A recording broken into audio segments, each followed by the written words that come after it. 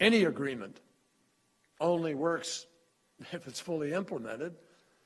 And that takes me to our next priority for 2016, which is building on the momentum that was generated last month in Paris, when nearly 200 nations, 186 to be precise, 195 were there, but 186 submitted plans for the reduction of emissions on a global basis. So nearly 200 nations came together to reach an historic agreement on climate change. And this agreement was made possible by unprecedented collaboration on climate issues between the United States and China, which began an initiative by President Obama that we would engage with China in order to bring China in instead of leaving it outside, as it has been in most of the meetings previously that we have had on climate change.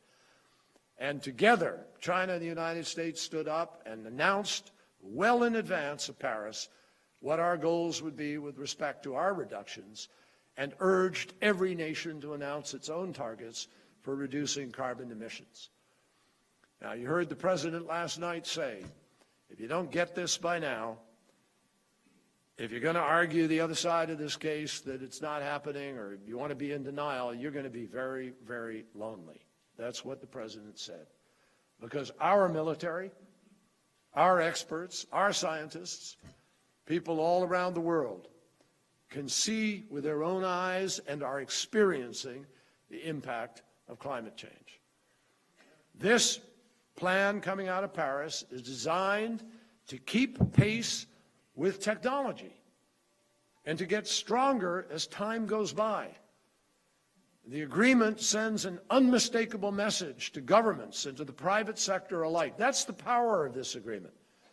None of us went to Paris with the belief we're going to get the 2 degrees centigrade hold that is necessary to prevent a tipping point. We understood that.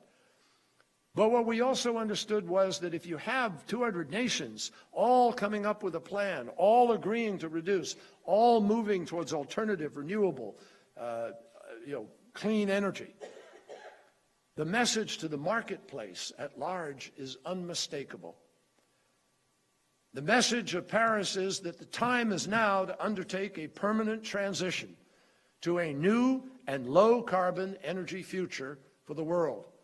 And I can tell you from the evidence that I see, this message is being heard and integrated into policies by prime ministers, governors, mayors all around the world, by energy corporations and investors, by innovators and entrepreneurs, and by consumers and civil society.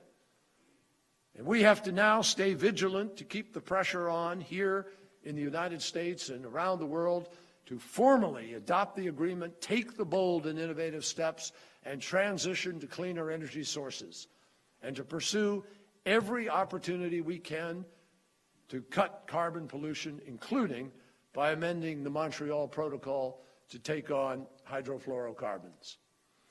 Now, the momentum is with us. And it's with us because the world is finally coming to understand that not only is curbing climate change essential to our environment and our health, not only is it essential to our security, which is something that every one of you as leaders have been telling us for some period of time, but addressing climate change is also pushing us to take advantage of one of the single biggest economic opportunities the world has ever seen. This is an economic bonanza. Fastest growing jobs in Massachusetts right now in the environment, clean energy sector. And that's true in many parts of the world. We're creating more jobs there than we are in the old sectors of energy production.